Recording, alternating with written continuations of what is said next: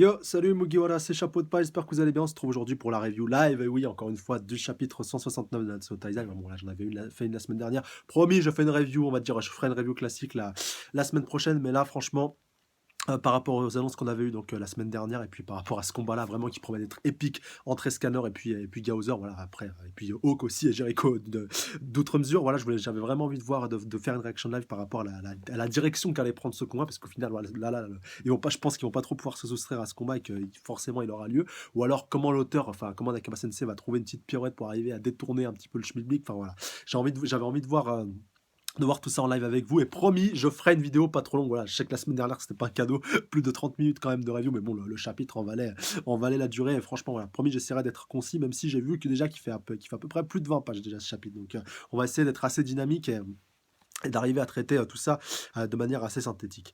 Donc on démarre directement. Alors juste pour les petites pages de couverture du début, donc je me suis permis de les sauter, donc pour grosso modo ce que vous devez retenir. Donc je crois le tome 20 est sorti au Japon, bon voilà, sauf si vous habitez au Japon, ça vous intéressera pas trop, mais bon, alors on n'est pas très loin avec la publication française qui sont à peu près au tome 14-15, si je dis pas de bêtises, donc ouais, on est vraiment pas très très loin, on n'a pas énormément de retard sur le Japon. Et donc par rapport à l'animé qui a été annoncé pour cet été, donc la saison 2 de l'animé, et que d'ailleurs la saison 1 va être rediffusée au Japon, mais ça pareil, vous en foutez, puis vous pouvez la trouver assez facilement sur les différentes plateformes dédiées. Voilà, vous connaissez le chemin. Et donc 4 OAV spéciaux qui ont été annoncés. Donc voilà, on sait que Nakaba Sensei s'en est lui-même occupé. Je crois qu'il a géré les storyboards par rapport à ces épisodes-là, voilà, par rapport à ces OAV un petit peu spéciaux. Alors je sais pas si ce sera des épisodes spéciaux qui n'auront rien à voir avec ce qui a été mis en scène précédemment. Donc peut-être que ça reprendra donc l'arc spécial donc sur les vampires d'Édimbourg. Voilà, je n'en dis pas plus pour ceux qui ne se rappelleraient pas. Je laisserai le plaisir de redécouvrir tout ça en animé. Alors même si je suis pas du tout sûr à 100% que ça traitera de ça, mais bon, déjà 4 OAV spéciaux. Je sais pas s'il y aura d'autres, enfin si ça constituera vraiment le tout de la saison, s'il y aura une saison en plus et que ces 4 épisodes-là, ces 4 OAV seront juste une introduction à cette deuxième saison. Enfin bref, on verra bien. Et j'aurai l'occasion de vous en dire plus quand on en saura plus, bien entendu. Donc on démarre directement le chapitre 169 avec donc le début de ce combat entre Escanor et Hawk contre Gaozer et Jericho. Donc on démarre avec Jericho qui déclare: tu dis n'importe quoi, tu vas gagner ce festival et obtenir un cœur. Donc voilà, après la déclaration choc de Gaozer qui a dit qu'elle était prête à. Enfin, punaise. Voilà, j'ai encore un petit lapsus révélateur. Bon, bref, ça reste une marionnette, donc on peut encore de titiller sur le féminin, même s'il est plus masculin.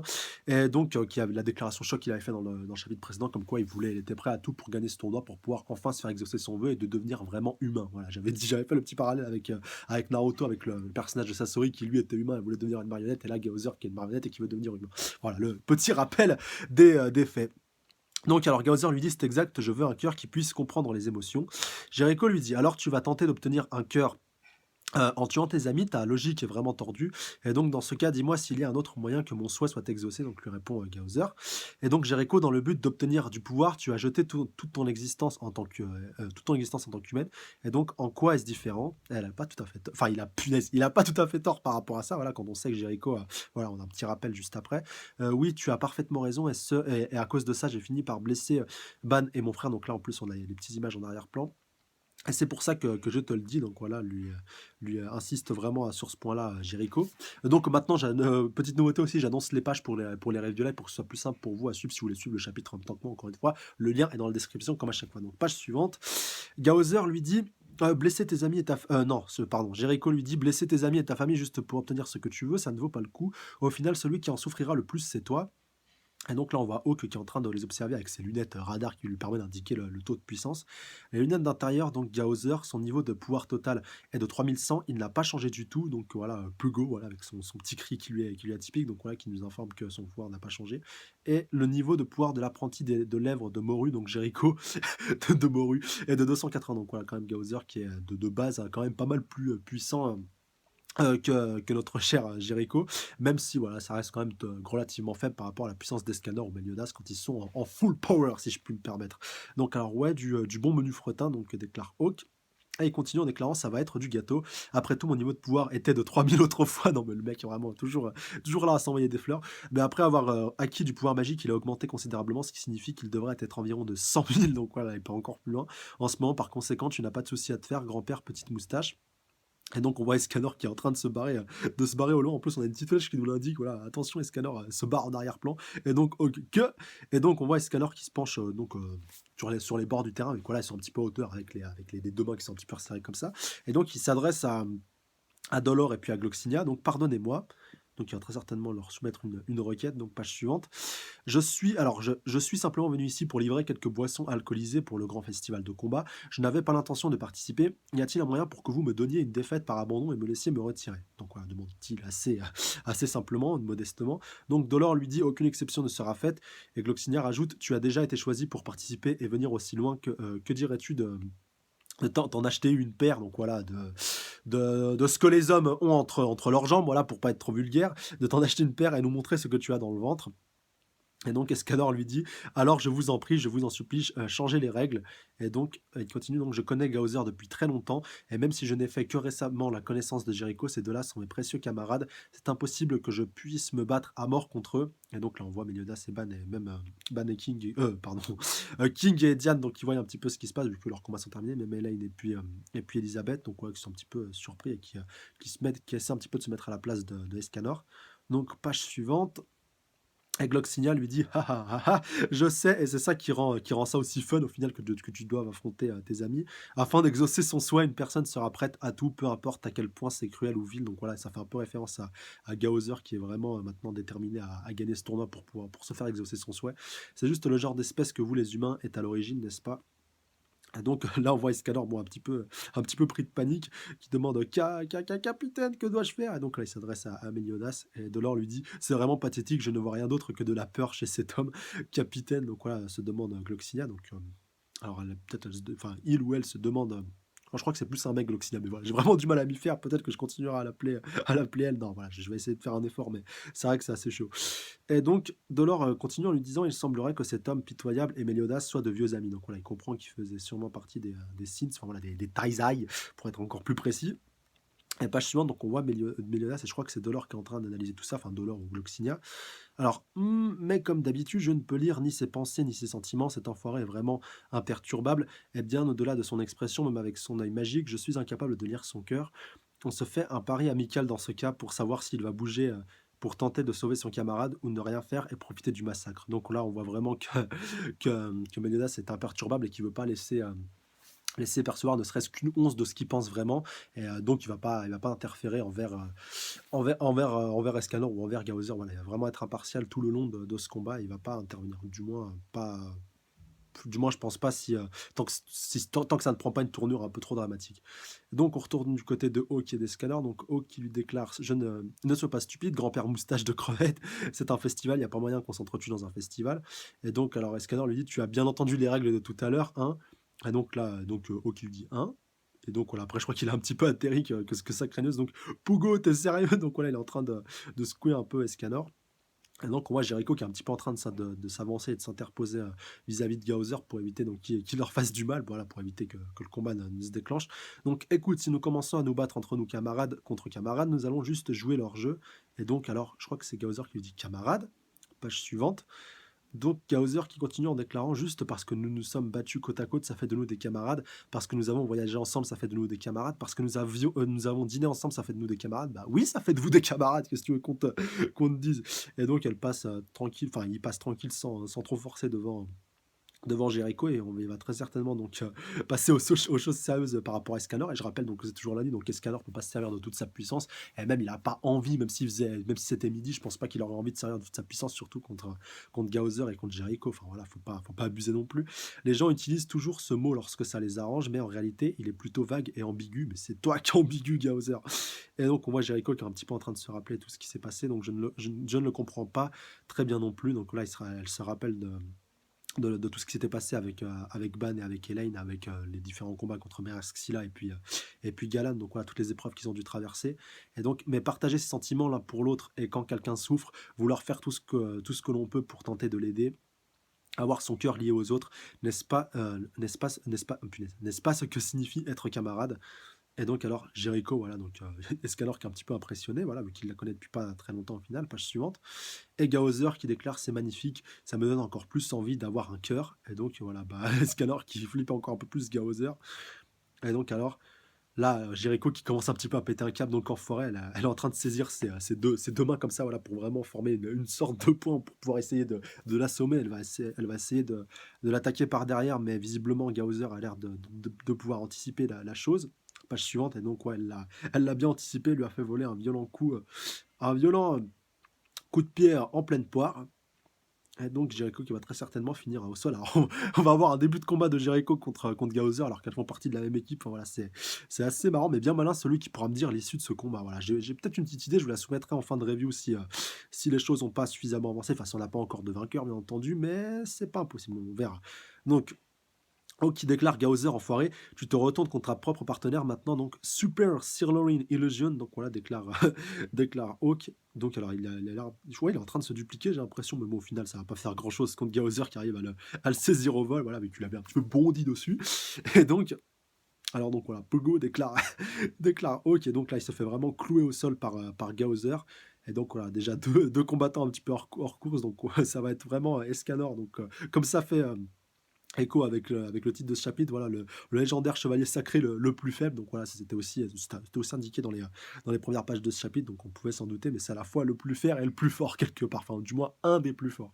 C'est juste voilà, complètement ouf, cette opposition, le fait qu'un seul personnage puisse être à la fois extrêmement fort et puis extrêmement faible au final. Enfin, voilà, avoir un si gros point faible en possédant une si grande puissance lorsqu'il est au maximum de ses capacités. C'est pour ça que c'est vraiment un personnage très bien travaillé, Escanor, et j'ai hâte de voir ce que ça va donner dans ce combat-là, et aussi par la suite, si il était amené, qu'il arrivait donc à survivre et puis à passer au tour suivant, enfin survivre, surtout passer au tour suivant.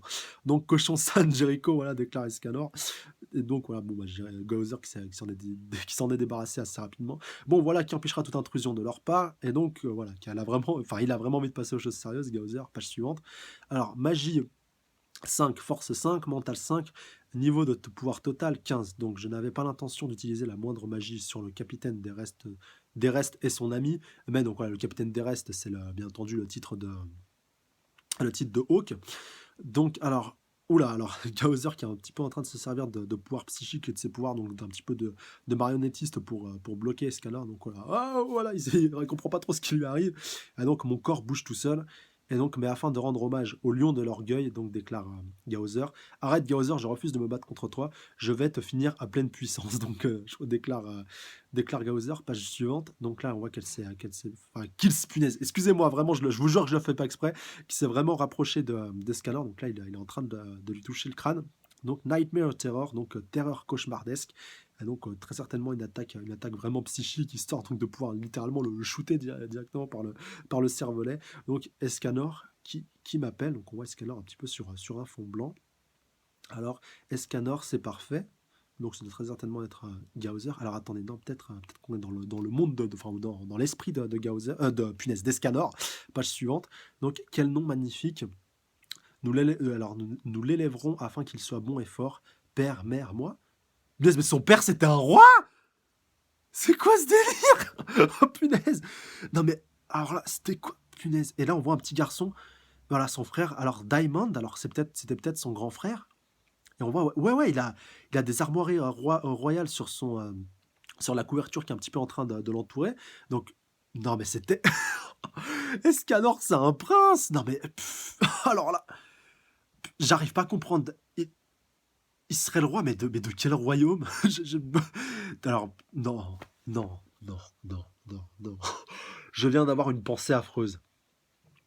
Il y a deux possibilités par rapport à Escanor. On sait qu'on l'avait vu lors de l'arc du...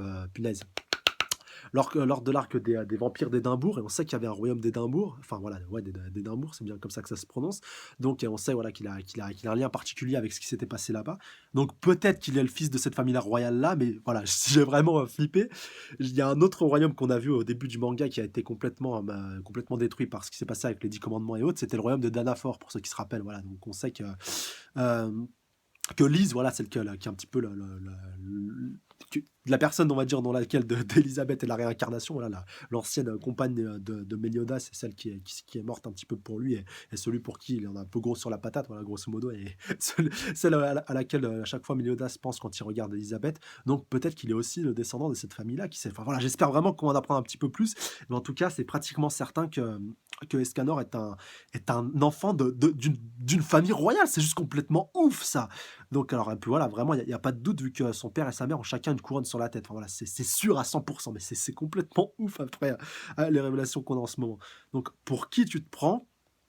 Donc, toujours à coller maman et papa, à réclamer leur affection. Ça, le petit, donc on voit qu'il se faisait martyriser par son frère quand il était petit. Donc ouais, là je suis en train en même temps de faire la review, d'analyser un petit peu toute cette révélation, la projection dans laquelle l'a emmené un petit peu Gaozer. Et je me demande si c'est pas un petit peu une illusion, mais non, franchement non, ce serait trop dommage et ce serait trop horrible. Surtout voilà, qu'il reconnaît bien son père et sa mère, et puis aussi son frère. Donc voilà, non, c'est oubliez ce que je viens de dire, c'est sûr que c'est vraiment des faits avérés. Donc arrête, et on voit donc son frère qui continue de lui dire: «Tu oses me défier, toi mon petit frère», donc, et puis on voit Escanor, donc: «Lâche-moi». Donc on voit qu'il a toujours été un petit peu le faible, et que c'est un petit peu en opposition avec sa force surpuissante qu'il a été capable de développer un petit peu plus tard, et dire on va peut-être voir comment il est arrivé à décupler une force aussi puissante et aussi imposante, parce qu'au final ses pouvoirs de Taizai sont un petit peu, voilà, on n'en sait pas beaucoup au final, ils sont quand même assez impressionnants en dehors du fait qu'ils sont à Taizai, enfin c'est assez ouf. Donc page suivante, Prince Daimon, donc voilà, Prince, là c'est sûr, là c'est vraiment avéré. Que s'est-il passé? Escanor, il m'a cassé le bras.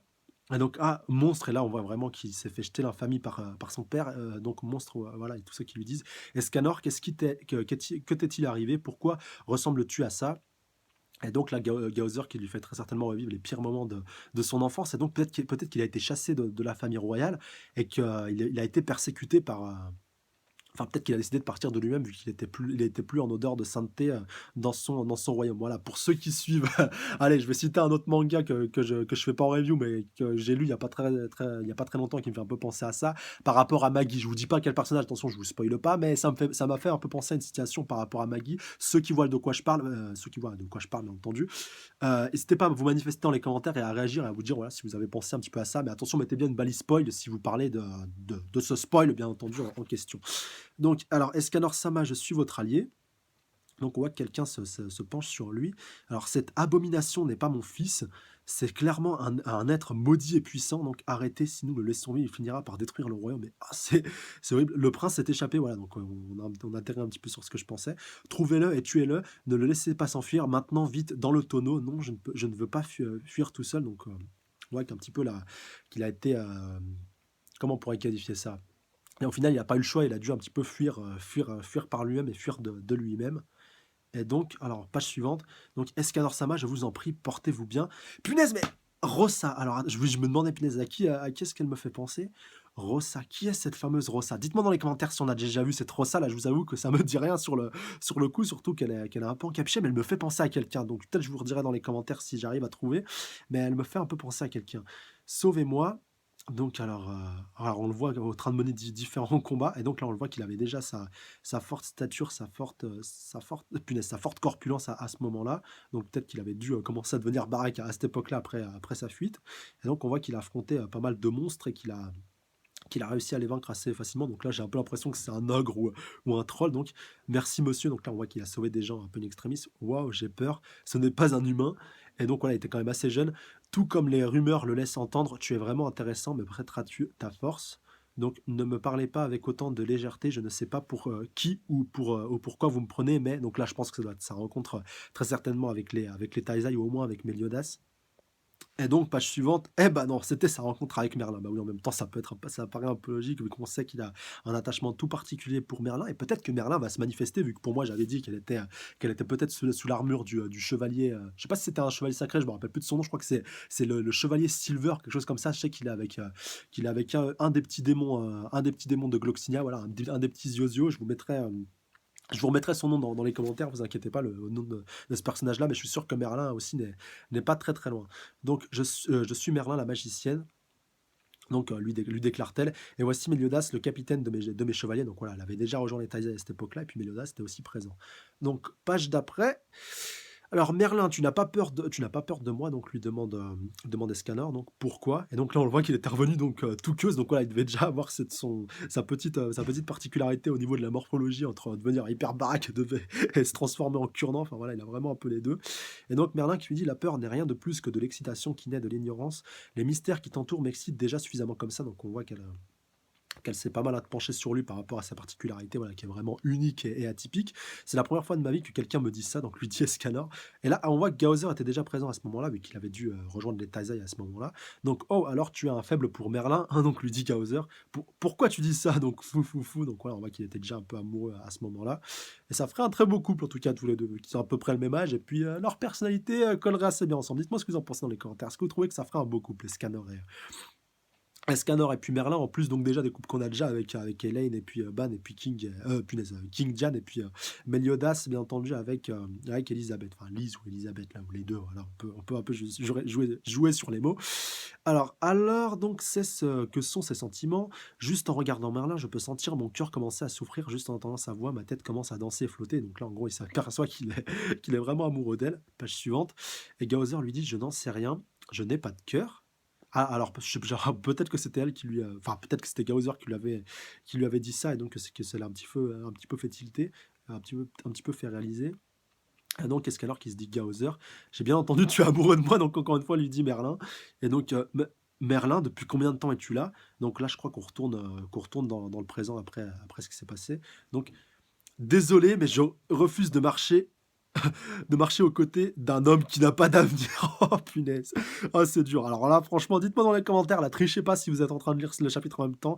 Dites-moi si vous pensez que c'est vraiment Merlin qui lui dit ça ou alors c'est une projection, qu'a réussi à lui faire Gaozer dans son esprit histoire de le perturber ou alors elle lui a dit ça tout simplement si c'est vraiment Merlin pour lui faire un électrochoc et pour qu'il puisse enfin se bouger, se bouger un peu le cul. Donc page suivante. Et donc, on voit Escanor qui dit: «Merlin, donc admets-le, tu ne seras jamais libéré de cette horrible malédiction», donc lui dit visiblement Merlin. «Et avec une malédiction aussi puissante, ce n'est qu'une question de temps avant qu'elle ne finisse par dévorer ton corps». Donc là, elle fait allusion à sa transformation morphologique et sa transformation de pouvoir. Donc là, on voit son corps qui commence un petit peu à s'effriter. Donc depuis, voilà, il flippe un peu du «Ah!».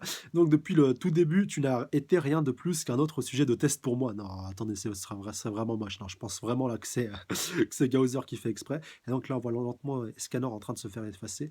Personne ne t'aimera jamais jusqu'à la fin de tes jours, alors dépéris et meurs dans la solitude, Escanor. Donc là, je pense plus que c'est Gaozer qui pense ça et qui est en train de le transposer vraiment tout son mal-être et tout son malaise envers, envers Escanor. Donc, page suivante, donc on voit Escanor qui est un petit peu, enfin, Gaozer qui est en train de relâcher son emprise sur Escanor. Enfin, voilà, lui lâche un petit peu la tête. Et donc, enfin, il déclare: ta conscience ne reviendra jamais des ténèbres du désespoir. Donc, je sais Merlin, mais ça me va. Donc voilà, on voit vraiment que c'est qu'il lui a lobotomisé le cerveau. Donc, comment est-ce possible? Donc, lui dit Gaozer. Et donc alors, tu n'es pas le genre de femme qui marcherait à mes côtés. Lorsque j'étais plongé dans les ténèbres les plus absolues, c'est toujours elle qui illuminait le chemin de ma vie. Et donc là, on voit Escanor qui voit un petit peu le bout du tunnel, car c'est le rôle d'un soleil. Oh, c'est mignon! Ah, franchement, ça, ah, alors là, il ferait vraiment encore plus un super beau couple. Donc voilà, et donc vous vous en doutez, ça va avoir, je pense, l'effet inverse sur Escanor qui va vraiment passer aux choses sérieuses vis-à-vis de Gaozer. Et peut-être que cette image du soleil, peut-être que le soleil est en train de se lever et que la puissance va augmenter. Franchement, ça, la symbolique, c'est vraiment magnifique si ça se passe comme ça, on va voir. Donc Gaozer, ce que tu m'as montré à l'instant, n'est pas le désespoir, mais l'espoir. Et donc, ah là là, je l'avais dit, les enfants, je l'avais dit. Bon, bah voilà. Non, mais en même temps, c'était obligé que ça arrive à un moment. Voilà, Escanor, à un moment, fallait qu'il passe à autre chose. Donc maintenant vient petit Sins, voilà, bon, Taizai, qui prend plaisir à jouer avec le cœur des autres. Et donc là, voilà, ça l'a un petit peu saoulé, il va passer aux choses sérieuses. Donc la punition pour tes manigances sera sévère. Et donc il s'est montré le soleil, le fier roi soleil Escanor, et maintenant il s'éveille afin d'expier ce péché. Et donc alors, à suivre dans le chapitre 170, l'origine de cette lumière qui brille. Waouh, franchement, et on va avoir de la bonne baston dans ce chapitre-là. Bah, au final, je regrette pas d'avoir fait une petite review live pour ce chapitre-là, surtout avec le nombre d'informations qu'on avait et les révélations qu'on a eues. Voilà, franchement, déjà par rapport au passé d'Escanor, d'apprendre qu'il faisait partie d'une famille royale, mais franchement, ça a de la gueule. C'est bon, c'est pas autant que les révélations qu'on avait eues dans le chapitre précédent, mais c'est quand même déjà on est sur du high level en ce moment, c'est juste un truc de fou. Et ça permet un peu de casser le rythme avec tous les combats qui s'enchaînaient dans les chapitres précédents, même si on va retourner au fight dans les prochains chapitres. Là, on a eu vraiment 2 chapitres de transition excellents. Plus de chapitres, on avait des informations, des révélations et du dialogue que de la pure fight, si vous voulez, que du pure fight. Et franchement, c'est du très très bon à tous les niveaux et je suis vraiment super content. Et j'ai hâte de voir ce que ça va donner dans les prochains chapitres. Ça promet du très très très lourd, du très très très sale. Et maintenant, ça va être l'occasion pour moi de vous soumettre ma petite théorie par rapport à l'issue de ce combat. Donc bah maintenant, voilà, vous en doutez, Scanner s'est transformé. Je pense qu'il devrait sans trop de difficulté, enfin voilà, au moins s'il s'est pas transformé pour rien et que si Gaozer aurait dû gagner ce combat, on n'aurait même pas vu Scanner se transformer. Il aurait gardé sa transformation lors du combat final un peu plus tard contre soit contre d'autres membres des Ten Commandments, soit contre Gloxinia ou Dolor. Donc là, je pense qu'il va gagner et qu'il va passer au prochain tour. Mais je pense que il y a possibilité que les équipes soient modifiées. Je m'explique. Donc là, on a déjà deux participants qui sont un petit peu hors course, qui ont été mis un peu hors course par Gaozer, donc sont Jericho et Hawk. Et par rapport à la suite, la logique voudrait qu'ils soient un petit peu mis de côté, qu'ils soient un petit peu les deux membres éliminés. Et je me demande si c'est pas possible que si Escanor remporte ce combat, il demande donc à modifier son équipe et à intégrer, donc voilà, à prendre un nouveau combattant parmi ceux qui ont été éliminés. Enfin voilà, grosso modo, s'il gagne le combat, parmi les 4 combattants, ce sera le seul qui sera encore debout, voilà, vu que Jericho et Hawk ne vont pas encore se relever. Et je me demande s'il n'a pas la possibilité de faire une demande envers Dolor et Gloxinia pour pouvoir donc modifier son équipe et intégrer donc un autre membre en lieu et place de Hawk, si Hawk bien entendu est d'accord. De toute façon, je ne pense pas qu'il chipotera par rapport à ça. Et donc de pouvoir récupérer un combattant qu'il a déjà vaincu et qu'on ait ainsi une nouvelle équipe qui soit constituée donc de Gaozer et donc des scanners. Si par la suite, au prochain tour, il y a encore des combats par équipe, même si on va très certainement passer à des combats en solo, mais par rapport à la suite, ça serait vraiment intéressant que ce soit ces deux-là qui se qualifient. Voilà, même si la méthode au final, la méthode au final importe peu, c'est le résultat qui compte, mais j'espère vraiment que ça se fera et que ce seront vraiment ces deux-là qui passeront et qu'il n'y aura pas d'opposition ou de difficulté par rapport à la suite. Voilà. Bon, franchement, laissez-moi savoir dans les commentaires par rapport à ça. Si vous aimeriez que ça se fasse, est-ce que vous pensez que c'est crédible et est-ce que vous pensez qu'il y a moyen que ça se fasse tout simplement. Enfin, voilà, laissez-moi dans les commentaires par rapport à ça comme d'habitude. Et donc, pour revenir par rapport aux points principaux de chapitre aussi, laissez-moi dans les commentaires, vous pensez donc auprès de quel royaume donc serait relié ce cher... punaise, ce cher Escanor, donc plutôt, bon, voilà, le royaume de Lyonès, c'est pratiquement impossible, enfin voilà, c'est impossible, on va dire, au niveau chronologique, le roi Baltra était encore en fonction au moment, je pense, où Escanor était petit, lui, ou un de ses, ou peut-être son père, enfin, voilà, bon, je pars peut-être très très loin dans le délire, mais donc c'est un peu mort. Pour le royaume d'Arthur aussi, vu qu'Arthur, voilà, on l'a pas vu dans le flashback des scanners, même si il est né un petit peu après. Enfin, voilà, je pense que son royaume, le royaume de Camelot, c'est mort aussi. Non, je pense plus que c'est soit le royaume de Danafor, soit le royaume le royaume d'Édimbourg. Enfin voilà, le royaume des vampires. Je sais plus si son nom, le nom du royaume, c'était le royaume d'Édimbourg. Enfin, je vous mettrai le correctif dans les commentaires si ça s'avère être différent. Mais voilà, pour moi, c'est un de ces deux royaumes-là. Et comme on le voit aussi dans ce chapitre-là, au moment de la fuite des scanners, on voit que c'est assez sombre, voilà, qu'il y a pas mal de zones un petit peu obscures. Et je me demande si ça fait pas écho avec le royaume de Danafor, qui était vraiment, voilà, quand on avait vu lors des différents flashbacks avec Meliodas, avec Lise, que c'était vraiment un royaume qui croulait un petit peu sous les différentes attaques, sous les différents assauts, et que c'était vraiment le bordel, enfin, voilà, que c'était vraiment le chaos qui régnait dans ce royaume-là. Et donc peut-être que c'est ce début de chaos qui a provoqué le départ, enfin peut-être pas qui a provoqué ce départ, mais que ça coïncide avec le départ des scanners de de son royaume et puis de la famille royale et de sa fuite de son royaume. Et pareil donc avec ce personnage de Rosa qui est vraiment assez intriguant, qui l'a aidé à fuir. Pareil, peut-être que c'est un indice, peut-être qu'on a déjà vu ce personnage dans des flashbacks ou qu'on aura l'occasion de le revoir donc un petit peu plus tard, enfin de la revoir un petit peu plus tard et que ce sera l'occasion de voir le lien entre Escanor et de découvrir donc le royaume duquel il est originaire. Mais en tout cas, voilà, laissez-moi dans les commentaires par rapport à tout ça, par rapport à tout ce que je viens de vous citer. Ça fait déjà pas mal avec toutes les infos qu'on a eues. Bon bah comme d'habitude, n'hésitez pas à mettre un petit pouce bleu, commenter, partager, surtout vous abonner à la chaîne si pas déjà fait. Pour plus de reviews, n'hésitez pas aussi à aller checker la page Facebook, le lien est dans la description. Sur ce, je vous laisse à la semaine prochaine, prenez soin de vous, salut à tous. Sayonara.